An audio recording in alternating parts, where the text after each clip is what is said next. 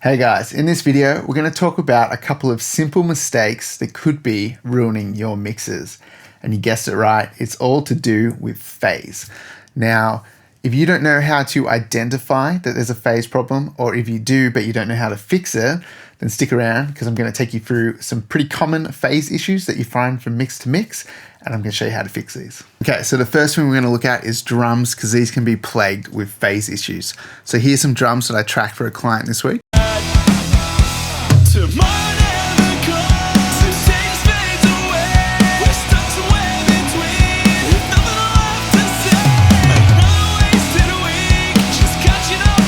So they sound pretty sick, nice and fat and punchy. It's a really cool song, but this is what it sounds like if I didn't play with the phase.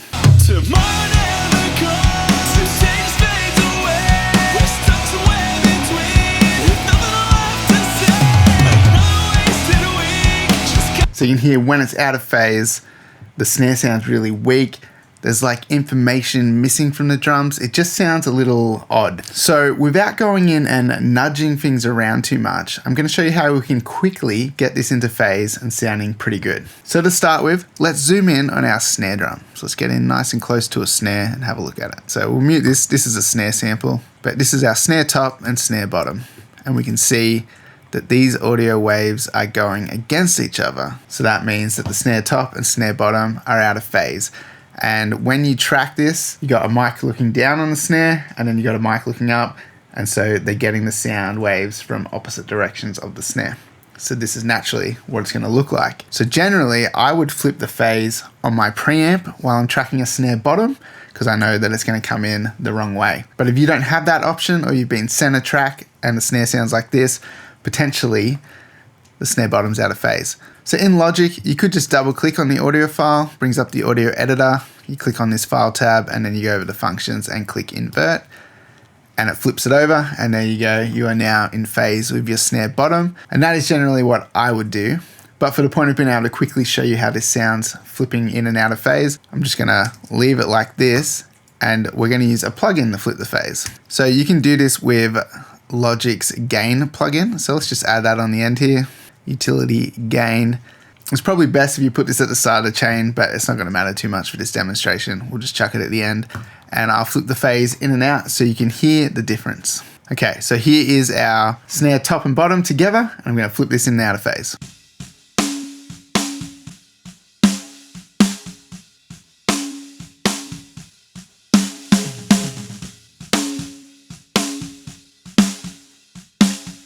So it's pretty night and day. You can hear when we flip the phase, and those audio waves are now in sync with each other.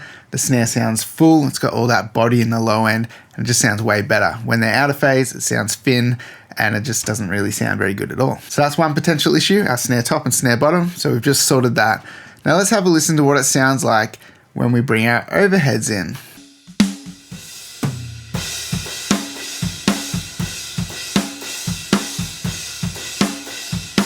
Where'd all that low end go again? So we have a phase issue here. And the reason being that the sound reaches our close mics first, and then it reaches our overheads a little bit later. And so again, those audio waves are maybe going to be out of sync with each other. So let's have a little zoom in and check that out. So I'm going to drag our overheads up here. So we can see there's quite a big distance between the start of our close mic and when the overheads start with the snare hit. So we've got all this space here. And we can see that these do not sync up very nicely, and they go quite out of phase along the way. They're kind of opposing each other. We've got going up here and going down here. So cancellation. So potentially what you could do is drag this over and line it up. So you can do this kind of thing where you get to the front of the snare and you drag it into phase like that. That is always a good way of doing it, and it makes a really nice, tight, punchy sound. But you can also just try experimenting with flipping the phase of your overheads and see how it sounds. So on our overhead left and our overhead right, we've got our Logic gain plugin with the phase flipped. So I'm just going to turn these off and on, and we'll have a listen to what it sounds like.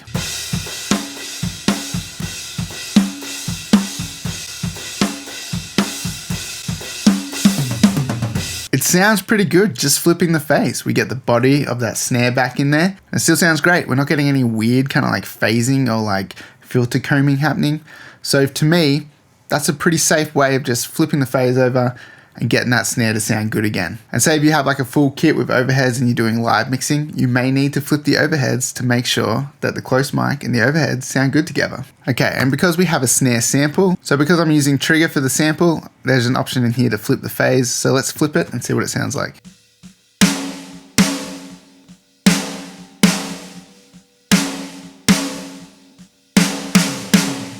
So you can hear we don't need to flip the phase on this. It's in phase and it sounds good as is. Okay, same thing. Let's have a look at our kick in and our kick out. So these two mics can be problematic if you have your kick in really far inside the bass drum and then your kick out is back here. Again, the sound's going to reach this one first and then reach this one later, and they might be out of phase. So let's zoom in, have a look. So we can see my kick in and kick out are pretty perfectly in phase, and that's because I have the kick in mic just inside the hole, so it's just inside, and then the kick out mic's really close to that. So you'd think even though there is probably some bit of difference there, it seems to work out pretty good. But if this mic was a lot further in, you might see something like this. They're out of phase now. And then when we try and blend these together, we're probably going to have some problems. So let's just put them equal volume and sort of like see what this does.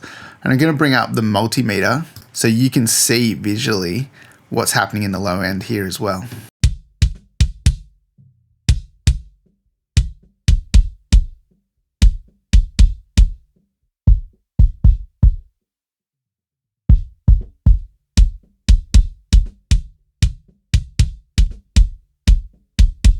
So you can see there's this weird dip around 100 Hertz as we blend these together. And so we're getting some cancellation of some of the low end. So it's kind of creating a bit of a weird effect here. Rather than sounding like we're combining the sounds, it's just shifting it and making it sound odd. So if that's the case, zoom in, check out what it looks like. If it looks like that, drag them back, get them lined up, and then have a listen again.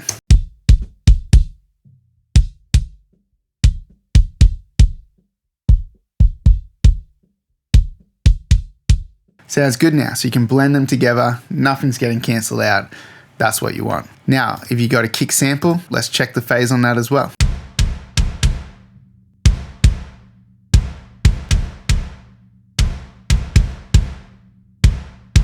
So you can hear that one sounds nice and thick and full when the phase is flipped, so we need to make sure that the sample is flipped.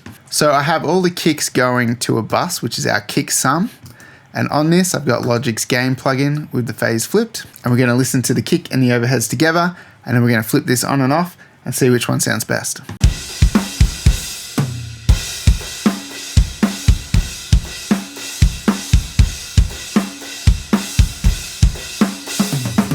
So to me, it sounds better if we don't flip the phase here. So let's just leave it as is. So now we've got our kicks and our snares in phase with the overheads. Let's have a look at our toms and do a similar thing. So some plugins, like this Brainworks console SSL 4000E, it has a phase button on it. So you could just flip the phase in a plugin if it's already there like this. So we're gonna play our rack tom with our overheads, flip the phase on and off, and see what sounds best. So the low end sounds a little bit more pronounced when the phase is flipped. It sounds a little bit warmer and richer. So I'm going to go with the phase flip on the rack tom. Now let's do the same thing with our floor tom.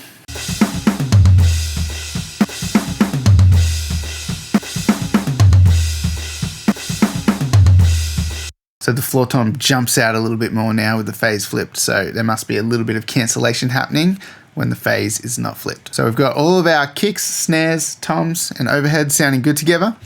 Now let's have a look at our hi-hat mic against the snare drum. So I'm just going to put the hats down the center, crank them up, and let's have a listen to what happens to the body of the snare when we flip the phase.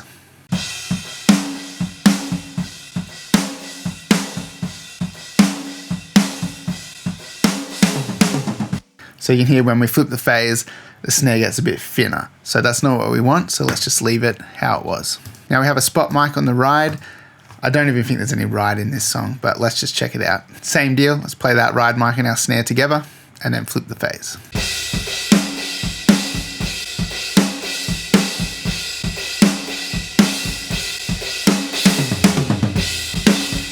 There isn't much of a difference with that one, so I'm just gonna leave it how it is. If there's a bit of noise, I apologize. It's raining outside pretty heavy at the moment, but let's just power through. Okay, so now what we need to check is the relationship between our close mics and the rooms. So particularly the kick and the snare, how they react to the room. So let's solo our rooms and crank these up a little bit so we can get a good idea of what's happening. Let's listen to our snare first. Now, once again, we're just gonna flip the phase on the room with our gain plugin and have a listen to what happens to the snare body.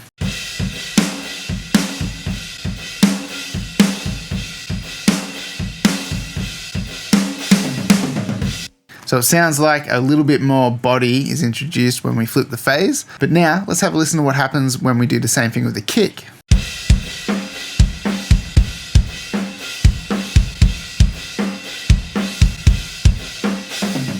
It's pretty subtle with this one, and that's because I have actually rolled out a lot of low end from our room mic because I don't really want heaps of low end in there. So I think for the sake of what we're doing, let's just keep the phase flipped now because it sounded great with the snare. And it's not really making much of a difference to the kick, so it doesn't matter too much which way it goes with the kick.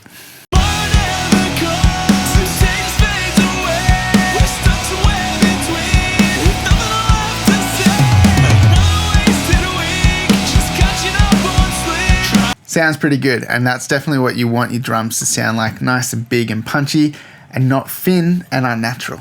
And so you can always go in and shift things and line them up, and I might just quickly show you what that would sound like because it does create a bit of a different sound.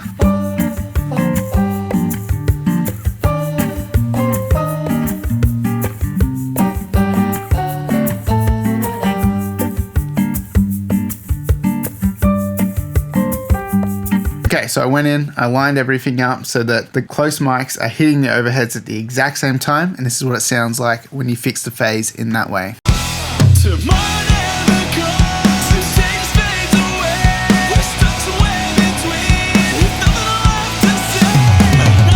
Sounds pretty sick too. So kind of two ways of doing it. You can just go in, line everything up, but then otherwise you can just leave it as you tracked it and try just flipping the phase to see what sounds best as well. So two kind of different flavors there. They both seem to work pretty well.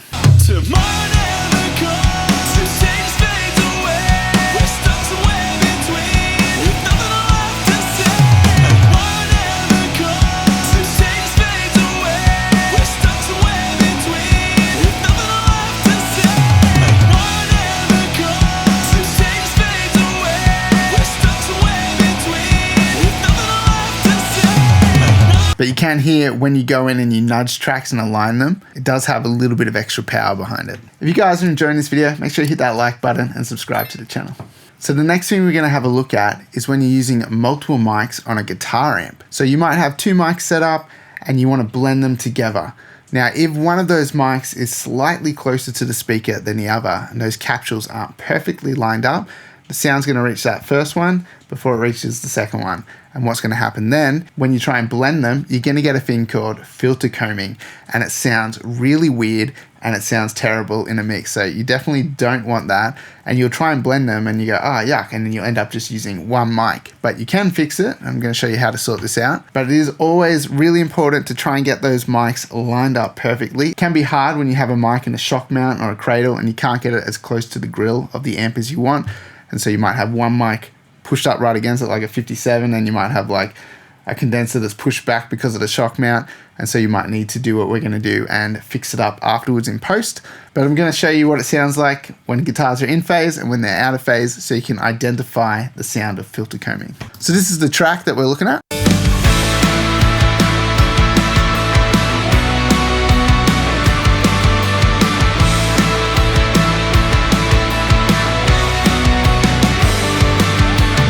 Okay, so those guitars are in phase, they sound sweet. This is our rhythm tracks that we're looking at.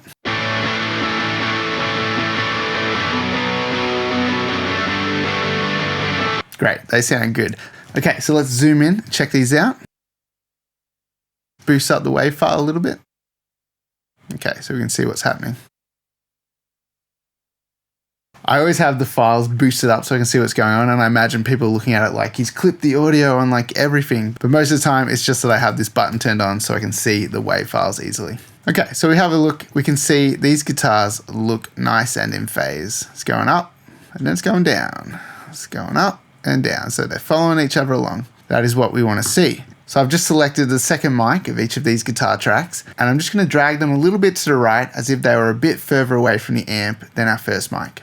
Now let's have a listen to what it sounds like.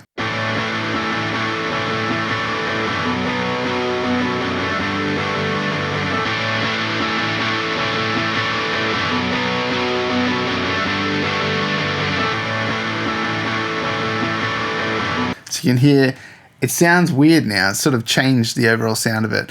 What happens if we bring these mics up?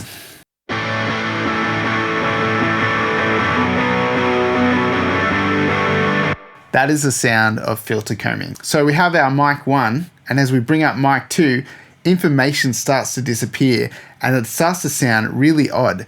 And we listen to each of those mics in solo.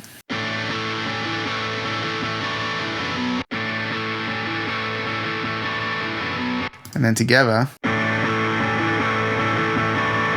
It doesn't sound like both of them together. It sounds like something weird going on. So that's what happens with filter combing. You get all this cancellation and it sounds kind of weird when you try and blend them together. And I know there are people who like to kind of purposely do this to try and like get rid of fizz in guitars and tricks like that. And you know, if it works well for you, that's great. But I've always found the sound of filter combing just really gross. Like I don't like that sound at all. Okay, so you might just be thinking, all right, let's just put a phase plug in on that second mic and let's flip it over and see what happens. It's worse.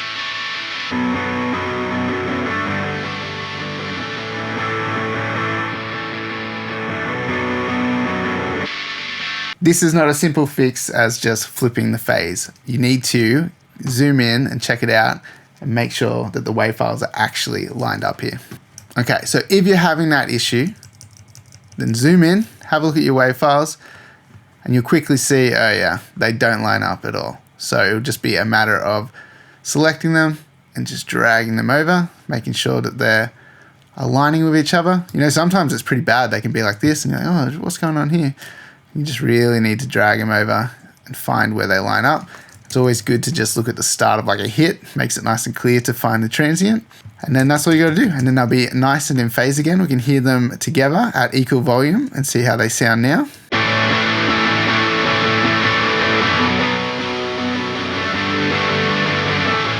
So we're adding to the sound now rather than having weird cancellation happening.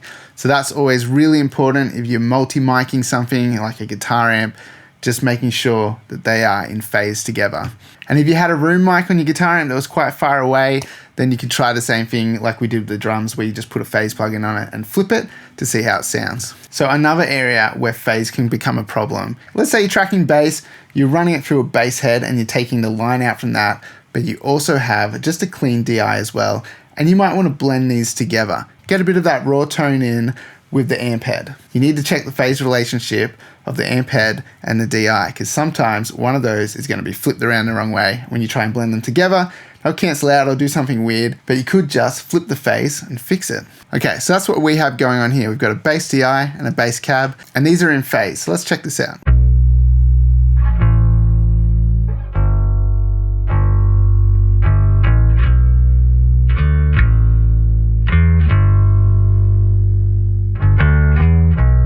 Great, you can blend them together and get that perfect mix. But let's say that one of them was out of phase. So I'm gonna come in here and flip the phase on this one.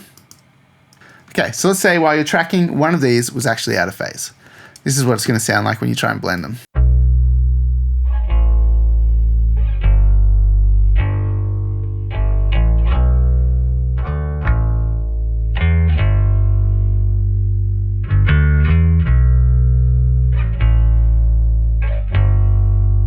Can you hear how it gets a bit weird? Like it gets really subby, but a lot of the mids is now disappearing and it just doesn't sound quite right. Now that's because we're getting cancellation again. And if we zoom in and have a look, we can see, oh yeah, these are out of phase. See, that's going up, this is going down, and it just doesn't look quite right. And sometimes the signals do look a little different, and it is harder to look at it and say, yes, that's completely out of phase. But as you can see, once we flip this one back over, you can see that that's going up together now, and then we're up together here. And even though this is kind of down, it's actually starting to go back up, and we have a little peak here, and this is going up to the peak. So you can see that they are in phase together, even though they look slightly different. And then when we blend them together now,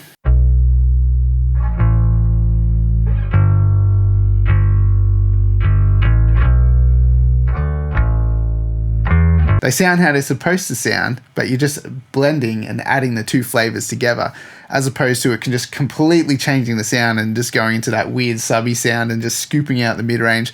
Maybe you like that. Sometimes you can use phase to your advantage to create a sound, but for me, I would rather have it sound the way it's meant to be, and then I can shape it from there onwards, rather than losing a whole bunch of information. So if you've got multiple signals on your bass guitar, definitely check them, because the low end gets really weird and really phasey if you have those signals not matching up properly. All right, so this next mistake is one that I see too often. Like, people at home recording think that they can get away with doing this, but it's not true. You cannot do this. So they'll send me a song and I go to mix it, and it's like guitar left, guitar right. And I'm like, sweet, double track guitars.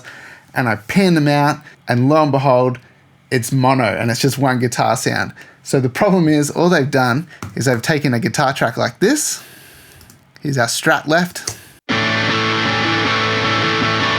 They're like, sweet, all right, I want double track guitars. Okay, I'll just double this up. Double it up. Now I've got two of them, and I'll call this one Strat right. Sweet, that was easy. Double track guitars, and then you pan them left and right. Let's have a listen to this. How can't you hear that? It's down the center. It just sounds exactly the same. Come on. So you cannot just duplicate a sound, pan it hard left and right, and say that's double tracked, because all it does is it sums to mono, and it sounds exactly the same as if you just turn that mono track up a little bit louder.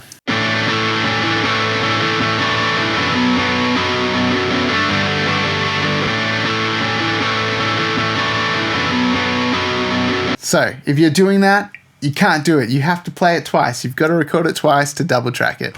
Okay, so that's a big mistake that people at home make. They just think they can duplicate a track and call it a day.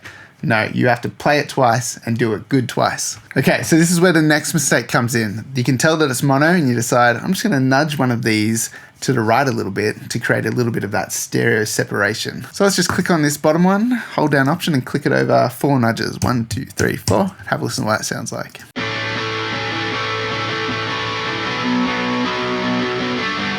Cool, it's nice and stereo now, nice and wide. But let's have a listen to how this folds down into mono now.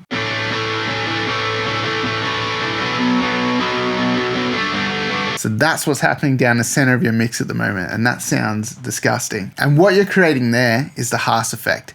Now, this is a cool effect, but you should not use it on prominent sounds. You should use it on things that are just kind of like in the mix, where you want to create some cool stereo effect, maybe a pad sound or like some kind of ambient guitar or something, but don't use it on sounds that are up front and super important. Otherwise, you're going to get weird phase down the center of your mix when this comes back together. And it actually makes it sound kind of unnatural. Like, it spreads it out wide in a weird way that your ears are hearing the guitar first on this side, and it's like an echo of the guitar on the other side. It just doesn't sound right. So to me, if you're trying to double track guitars and stuff like that by using an effect like that, that is a big no-no. So definitely don't do that. That is a mistake. Just take the time, double track the guitars, do it properly. So those are some pretty common mistakes that I come across, especially when people are sending in things for mixing that I generally have to fix. And it is something that you should watch out for, because it will really improve your production if you can identify those problems, make sure that you fix them, and get everything sounding really nice and in phase in your mix. And then you won't have these problems, and your mix is going to sound way better. If you want to show your support to this channel, make sure you check out the description link below. You can go to my website, check out my drum samples and mix courses. And by using any of the affiliate links below, you also help support this channel as well. If you're interested in knowing how to achieve separation and clarity in a mix, then make sure you check out this next video coming up.